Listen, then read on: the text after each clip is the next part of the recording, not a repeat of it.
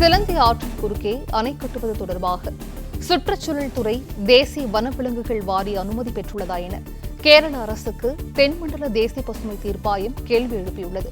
கூடுதல் விவரங்களை செய்தியாளர் மாணிக்கம் வழங்க கேட்கலாம். மாணிக்கம், வணக்கம். இது குறித்தான விவரங்கள்.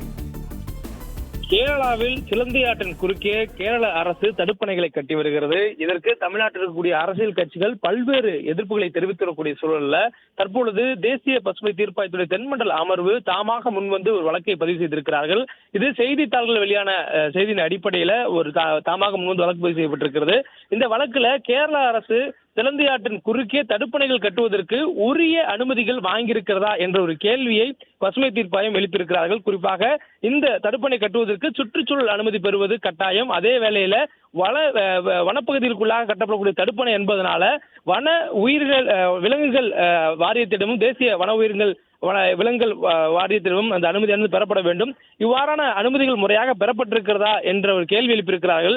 ஒருவேளை இதில் யாரேனும் ஒரு அமைப்பிடமாவது அனுமதி பெறவில்லை என்றால் உடனடியாக அந்த கட்டுமானத்தை நிறுத்த வேண்டும். நிறுத்த தவறினால் கடுமையான நடவடிக்கை எடுக்கப்படும் என்ற ஒரு எச்சரிக்கையும் தற்பொழுது தேசிய பசுமை தீர்ப்பாய தென்மண்டல அமர்வு விதித்திருக்கிறார்கள்.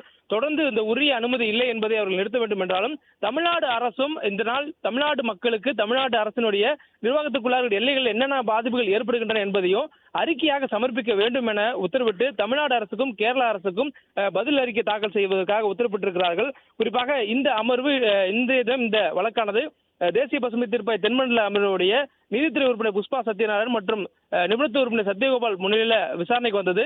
இந்த வழக்கினுடைய விசாரணையை மீண்டும் வெள்ளிக்கிழமைக்கு ஒத்திவைத்திருக்கிறார்கள்.